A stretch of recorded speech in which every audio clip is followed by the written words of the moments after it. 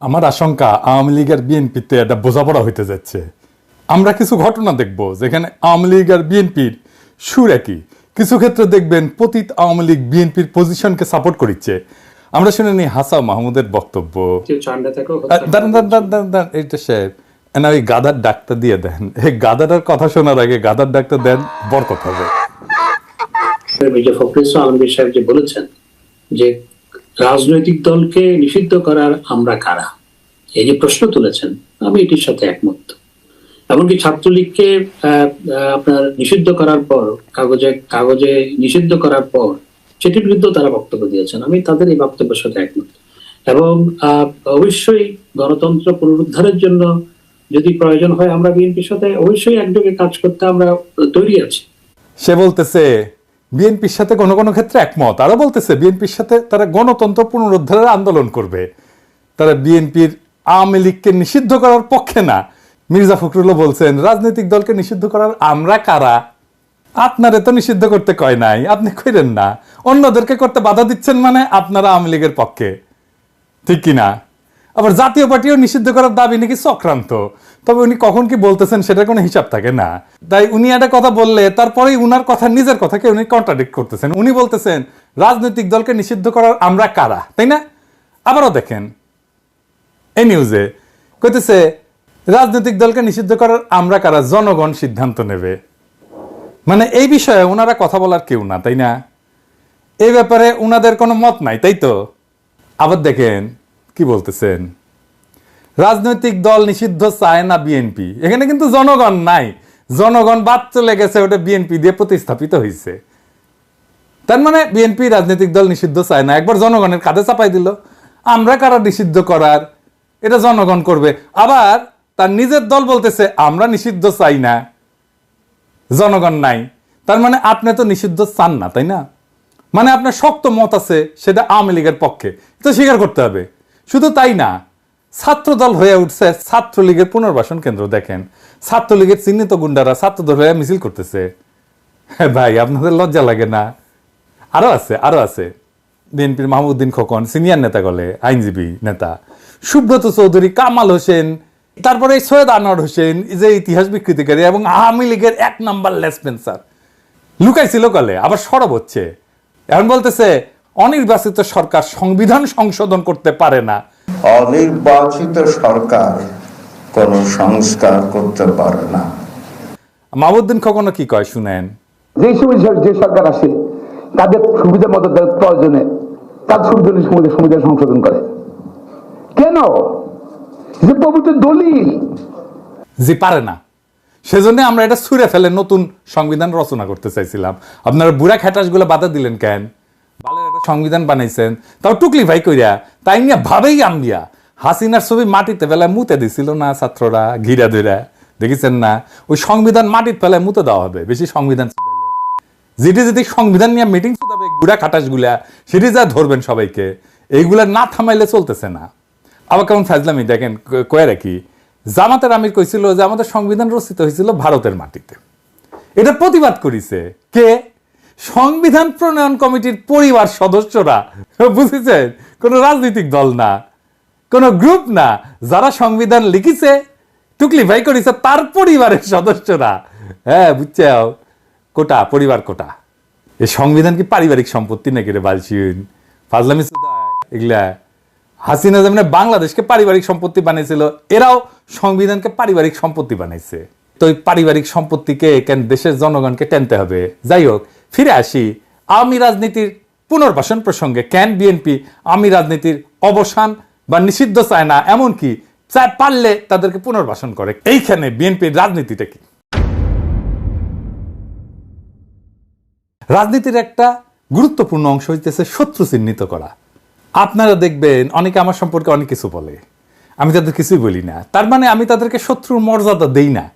আবার কেউ কিছু না বললেও আমি তাদের শত্রু বানাই দিই, তাই না? হ্যাঁ, আমার হয়তো কিছুই বলে নাই সে, বা সে আমার সাথে শত্রুতামূলক আচরণও করে নাই। ধরেন আমি প্রফেসর ইউনূসের প্রেস সচিব শফিকুল আলম রে গণশত্রু বলছি, তাই না? হ্যাঁ, গণশত্রু একটা সিল মেরে দেন। হ্যাঁ দেন না, মেরে দেন। না না না কইরেন না, মেরে দেন, দেন দেন দেন দেন না, এটা মেরে দেন, না কইরেন না। হ্যাঁ হয়েছে। যাই হোক, সেগুলো আমাকে কিছু কয় নাই, আমাকে সম্মান করে কথা কয়, কিন্তু আমি তারে বলছি, কারণ সে আমার চিহ্নিত শত্রু। প্রথম আলোর পক্ষে দাঁড়াইছে, প্রথম আলো কিন্তু আমার পিছে আঙুল দেয় নাই কলে। আমার ব্যক্তিগতভাবে আমার কোনো সমস্যা নাই, কিন্তু প্রথম আলোর ডেইলি স্টারে আমি রাজনৈতিক শত্রু ঘোষণা করছি। এটাই রাজনীতি। রাজনীতিতে শত্রু লাগে, আপনার শত্রু চিহ্নিত করতে হবে, বলে দিতে হবে আমার শত্রু, আমি এর বিরুদ্ধে লড়াই করতেছি। সেই শত্রু চিহ্নিত করাটাই রাজনীতি। কমিউনিস্টদের শত্রু পুঁজিপতি, তাই না? আওয়ামী লীগের শত্রু জামাত বিএনপি, বিজেপির শত্রু মুসলমান, ইন্ডিয়ার শত্রু পাকিস্তান, বাঙ্গু সুশীলদের শত্রু পিনাকি। ঠিক ধরেছেন, এই আর কি, বুঝছাও? তো এখন যেমন আওয়ামী লীগ চাইতেছে শত্রু হিসাবে বিএনপি যেন তাদেরকে সিলেক্ট করে, তাদেরকে পছন্দ করে, এবং বিএনপিও সেটাতে সায় দিতেছে মনে হইতেছে। এমনকি হাসিনার হাতে বিএনপির হাজারো শহীদ, তার রক্তকেও বিএনপি আমলে নিতেছে না। এটার মাঝে যা কি, কেন বিএনপি এটা করতেছে? এটা বুঝতে হইলে বাংলাদেশের রাজনীতির ন্যারেটিভ দিয়ে বুঝতে পারবেন না। এইটা বুঝতে হলে কালচারাল, ক্লাস, ইডিওলজি এগুলো দিয়ে বুঝতে হবে। কমিউনিস্টরা এটা ভালো বুঝে আর কি। কমিউনিস্টরা বলে শ্রেণীর রাজনীতি, আসলে আমরা বুঝেনি। কমিউনিস্টদের আইডিওলজির জন্য, কমিউনিস্টদের ভোকাবুলারির জন্য, ওদের বাক্য জন্য এটা ফেলাই দিয়েন না, বোঝার জন্য কাজে লাগে কিন্তু ওদের অ্যানালাইসিসের পদ্ধতি। আওয়ামী লীগ আর বিএনপির মধ্যে তফাৎ কি আছে? কোনো তফাৎ, খুব বড় কোনো তফাৎ আছে? না, নাই। মোটা দাগে বিএনপি আর আওয়ামী লীগ একই ক্লাস, একই ধরনের লোক করে। মানে যে আজকে আওয়ামী লীগ করেছিল, সে যদি কালকে যে বিএনপি করে, খুব বেশি অসুবিধা হবে না কলে। অ্যাটলিস্ট লিডারেরা একই ক্লাস। সেজন্য দেখেছেন তো ছাত্রলীগ ছাত্রদলের মধ্যে ঢুকে গেছে, এমনকি ছাত্রলীগ ছাত্র ইউনিয়নের মধ্যে ঢুকে গেছে। কমিউনিস্টদের ভাষায় এটা শ্রেণী, মানে ক্যাপিটালিজমের পক্ষে, তারা পুঁজিবাদের পক্ষে, তাই না? মুক্তিযুদ্ধের পক্ষে, ওয়েস্ট ঘেঁষা, পশ্চিম ঘেঁষা, ভারতের সাথে সম্পর্ক রাখার জন্য দেওয়ানা। আরবান এলিট মানে শহুরে এলিট, মধ্যবিত্ত, liberal secular bourgeois party. Liberalism কি সেটা তো আমি বলছি আগের এপিসোডে, ট্রাম্পকে নিয়ে বলছি, তাই না? আর কি বলবো? ধরেন হাসিনার শাসন চলে যাওয়ার পরে যারা বিভিন্ন জায়গায় চাঁদাবাদী জগলদারি করতো, সেগুলো কারা নিছে সেটা আপনারা জানেনই। আমি ওইগুলো বলে তিক্ততা বাড়াইতে চাই না। তাহলে বুঝেছেন তো, এই দুইটা আওয়ামী লীগ আর বিএনপি একই ধরনের লোকজন করে কলে, বুঝছাও? এই দুইটা হইতেছে মেলায় হারায় যাওয়া দুই ভাই আর কি। হ্যাঁ, তো এখন বিএনপির ডর, এটা বিএনপির ডর শুধু না, এটা ভারতেরও ডর, ভয়, এবং আমেরিকার পশ্চিমেরও ভয়। সেটা হইতেছে ইসলামপন্থীরা এরা উঠে আসতেছে। আর যদি সাথে লীগ না থাকে, বিএনপি এটা একলা সামলাতে পারবে না। তো এটা দেখে আমার সেই জিয়ার আমলের একটা কথা মনে পড়তেছে। আওয়ামী লীগ তো 1975 সালে শেষ হয়ে যায়, কিন্তু ওই সময় 1975 সালে পরে জিয়াউর রহমানও আওয়ামী লীগকে তার পলিটিক্যাল এনিমি হিসেবে, শত্রু হিসেবে সিলেক্ট করছিল। কেমনে জানেন? তখন তো বিএনপি অবশ্যই জিতত, বিরোধী দল হয়তো খন্দকার মোস্তাকের পার্টি, কিন্তু মুস্তাককে জেলে নেওয়া হয়। মুস্তাক কিন্তু খুব সৎ মানুষ ছিল, সৎ রাজনীতিবিদ ছিল, খুবই ন্যাশনালিস্ট একজন ভালো মানুষ ছিল, বুঝছাও? ওরে 76 সালে জেলে নেয় জিয়াউর রহমানের সরকার, সার্কিট হাউসের কাপ প্লেট চুরির অভিযোগে। মানে তার কিছুই পায়নি, এটা সারা হয় 78 সালের 16 ডিসেম্বর উপলক্ষে। তার 7 সপ্তাহের মধ্যে নির্বাচন অনুষ্ঠিত। তো নির্বাচনের উনি দল গুছাবেন কখন? জেলে দল গুছাবেন কখন আর নির্বাচন করবেন কখন? খন্দকার মুস্তাক যেন দল গঠন করতে না পারে, সেজন্যই তাকে 76 সাল থেকে জেলে নেওয়া হয়। জাসদের মূল নেতাদেরকেও জেলে রাখা হয়। জাসদ 8টা আসন পাইছিল, 39টা আসন পাইয়া আওয়ামী লীগ বিরোধী দল হয়। খন্দকার মুস্তাক যদি বেড়ে থাকতো না, তাহলে কলে আওয়ামী লীগ বিরোধী দল হইতে পারতো না। খন্দকার মুস্তাক দল করে নির্বাচন করতে পারলে আওয়ামী লীগের অবস্থানটাই উনি নিতেন। কারণ কি? আওয়ামী লীগের ভোটের বেশিরভাগই তো উনি পাইতেন। উনি তো আসলে আওয়ামী লীগার। উনার ভোটারেরা মুসলিম লীগকে ভোট দেয়, 20টা আসন পায় মুসলিম লীগ ওই নির্বাচনে। তারপরে তো হাসিনারে নিয়েই আসলো জিয়াউর রহমান। তারপরে লীগ আরো বড় দল হইতে তো সাহায্য করছে, এটা তো বিএনপি সাহায্য করছে। জিয়াউর রহমান যা করছিল সেটার কিছু ব্যাখ্যা আছে কেন করছিল। কারণ তখন কিন্তু ইসলামপন্থীরা ছিল না, এখনকার মতো শক্তিশালী ছিল না। ওই সময় শক্তিশালী ছিল কারা? যারা বাম রাজনীতি করত, আর পাকিস্তানপন্থী কিছু দল ছিল আর কি। মুসলিম লীগও তখন শক্তিশালী ছিল। এই দুইটারে মোকাবেলা করতেই আওয়ামী লীগকে সিলেক্ট করছিল জিয়াউর রহমান তার দুশ্মন হিসাবে, তার শত্রু হিসাবে, তার রাজনৈতিক শত্রু হিসাবে। এই কারণে জিয়ার এই সিদ্ধান্ত আমাদের সমালোচনা করার সুযোগ কম। কারণ বাকশাল উৎখাতের পরে বড় লিবারাল ডেমোক্রেটিক পলিটিক্যাল পার্টি তো ছিল না। বিএনপি মাত্র পয়দা হয়েছে, আর লীগের খারাপরা তো মরছে, পলাইছে, তাই না? আর জিয়া কেমনে বুঝবে যে হাসিনা তার বাপের চাইতেও খারাপ হবে, তাই না? তো বুঝতে পারে নাই। সেই জামানায় জিয়াউর রহমান যে চিন্তা করছিল, যে পলিসি নিয়েছিল, সেইটা আজকার বিএনপির চিন্তারে হালাল করতে পারে না। কারণ এখনকার পলিটিক্যাল সিচুয়েশন এমন যে আওয়ামী লীগের পলিটিক্যাল জমিন দখল নিতে ছাত্ররা আছে তো। আর ইসলামপন্থীদের ব্যাপারে বিএনপি যে হিসাব করে, ওয়েস্ট যে হিসাব করে, এমনকি ইন্ডিয়া যে হিসাব করে, সেই হিসাবটা ভুল। কেন ভুল এটা একটু বুঝায় কই। আমি জামাত নিয়ে কথা বলি। জামাত তো সবচেয়ে সংগঠিত ইসলামপন্থী দল, তাই না? ভোট টোট আছে, ভোট করছে। জামাত একটা লিবারেল বুর্জোয়া ডেমোক্রেটিক দল। ভোটে জিতে তারা ক্ষমতায় যেতে চায়, তাদের কোনো বৈপ্লবিক কর্মসূচি নাই গেলে। এইখানে জামাতের রাজনীতির যে মেইন কন্ট্রিবিউশন সেটা কি, মাহমুদুদ্দি সাহেবের ক্রুশিয়াল কন্ট্রিবিউশন কি, সেটা বুঝলে জামাতের রাজনীতি যে আসলে লিবারেল বুর্জোয়া রাজনীতি এটা বুঝতে পারবেন। জামাতের রাজনীতিটা আসলে কি, জামাত হয়তো অন্যভাবে ব্যাখ্যা করবে, এটা আমি আমার ব্যাখ্যা দিতেছি। জামাত এটার সাথে একমত নাও হইতে পারে, কিন্তু আমার ব্যাখ্যাটা দেখবেন যে আমার ব্যাখ্যাটা জামাত যে রাজনীতি করে সেটা খুব সহজে বোঝার জন্য খুব সুবিধাজনক।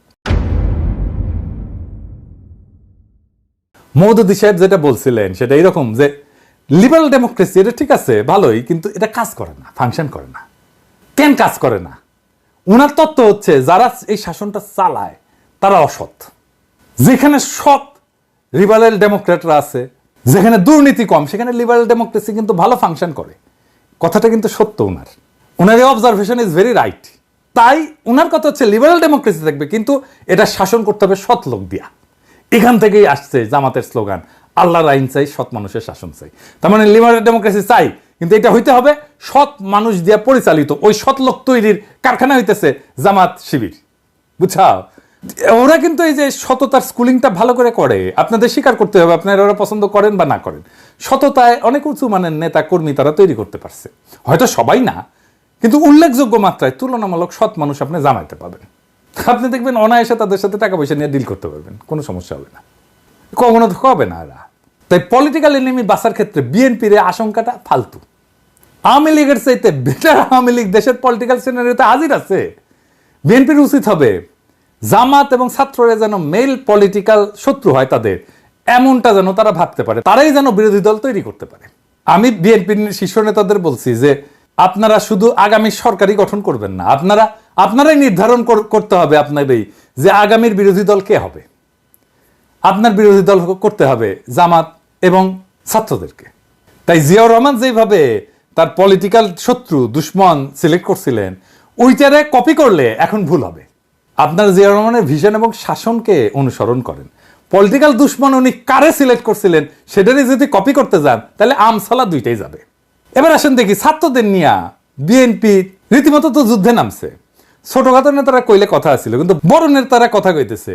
এই যে কথা কইতেছে এটা কিন্তু বিরোধী দল বানানোর কেচ্ছা না, এটা বড় কিছু। সেটা কি আমরা পরে দেখবো, তার আগে আমরা দেখে নেই মির্জা আব্বাস কি বলছে। আমরা ওদেরকে শুধু একটু বলতে চাই যে বাবা তোমরা যাই করতেছো একটা কথা মনে রাখো, বাবার আগে যদি ছেলে হাঁটে তাহলে কিন্তু ওই দেশ এবং ওই জাতি কিন্তু শেষ। এই কথাটা মনে রাখতে হবে।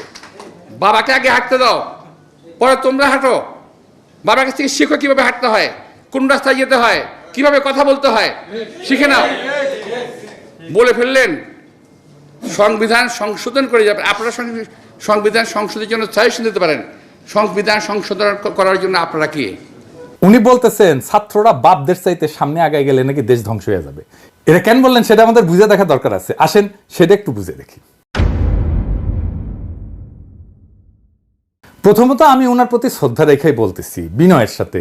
মির্জা ভাইকে আমি খুবই পছন্দ করি। উনি আমার সাথে নানা সময় কথাবার্তা বলেন এবং ওনার সাথে আমার যোগাযোগও আছে। কিন্তু এটা আমি বলতে বাধ্য হইতেছি যে সমাজ সভ্যতা সম্পর্কে আপনার এই বক্তব্য এটাই বুঝাইবে যে সমাজ সভ্যতা এগুলো অগ্রসর হওয়া সম্পর্কে আপনার আন্ডারস্ট্যান্ডিং খুব দুর্বল। সন্তানকে তো বাপের চাইতে আগায় থাকতে হবেই। বাপের চাইতে সন্তান স্মার্ট, অগ্রসর, মেধাবী, কর্মঠ না হইলে সমাজ সভ্যতা আগাইবে কেমনে? আব্বাস ভাই আপনারে কই, দুনিয়াতে দুইটা পরাজয় গৌরবের, একটা ছাত্রের কাছে পরাজয় আর একটা সন্তানের কাছে পরাজয়। আপনার পোলা যদি আপনারা পরাজিত করে ফেলেন, এর চেয়ে বড় গৌরব তো পিতা হিসেবে আর কিছু হইতে পারে না রে ভাই। আপনি তো নিজে বলছিলেন 28 অক্টোবর মৃত্যু ভয়ে দাঁড়াইতে পারেন নাই, বলেন নাই, অন্যরকম হইতো সিনারিও। কিন্তু আজ যারা মৃত্যু ভয় উপেক্ষা করে একটা বিজয় ছিনে আনলো, তাদের সাথে আপনি লড়াই করতেছেন, এদিকে আপনার মানায়? এটা এই লড়াইয়ে তো আপনি জিততে পারবেন না। আপনি কোনোদিন তরুণদের সাথে জিততে পারবেন না, এটা মাথায় রেখেন। আপনি যত সিনিয়র হন, যত অভিজ্ঞ হন, আপনি তরুণদের সাথে জিততে পারবেন না, ছাত্রদের সাথে হেড অন কলিশনে যান না, এটা অনর্থক। কিন্তু কথা হইতেছে উনি কেন ছাত্রদের নিয়ে এরকম কথা বললেন?